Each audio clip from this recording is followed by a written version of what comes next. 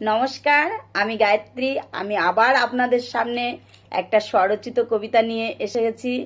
কবিতাটা শুনবেন, লাইক করবেন, শেয়ার করবেন, সাবস্ক্রাইব করবেন, যাতে আপনাদের কাছে এই নিত্য নতুন এই ছোট্ট ছোট্ট কবিতাগুলো আপনাদের কাছে পৌঁছে যায়। শুনবেন। আজকের কবিতার নাম সূর্যের তাপ। বেজায় গরম চারিদিকে, লু পড়ছে। কেউ বা বলছে সূর্য মামা নাকি রেগে গেছে, কেউ বা বলছে পৃথিবীর কাছে সূর্য এসে গেছে। সে বড় নিঠুর, নেই তো তাহার মায়া দয়া। তীব্র সূর্যের রশ্মির ঝলকানিতেই পুরো ছাই হয়ে যাচ্ছে চারিদিক।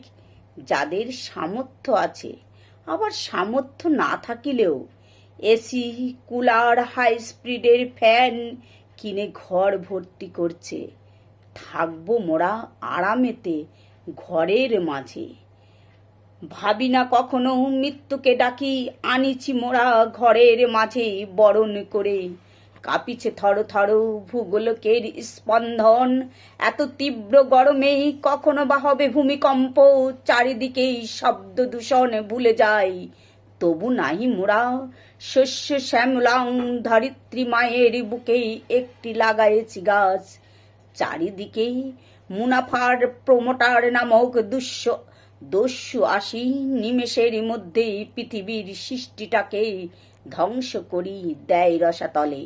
গাছ কাটিয়া খান খান বিচিত্র মায়ের বুকে করেছে শ্মশান। চারিদিকে হবে ফ্লাড বাড়ির স্পন্দন।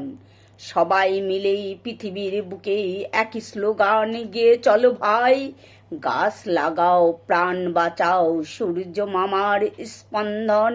স্নিগ্ধ মধুর হাসি ডানা রূপে গাছের পাতা প্রতিটি গৃহকোণে পৌঁছে দিতে চাই, সেটি করো ভাই।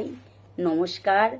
কবিতাটা ভালো লাগলে লাইক করবেন, শেয়ার করবেন, সাবস্ক্রাইব করবেন, যাতে এই নিত্য নতুন ছোট ছোট কবিতা আপনাদের কাছে শেয়ার হয়ে যায়। নমস্কার।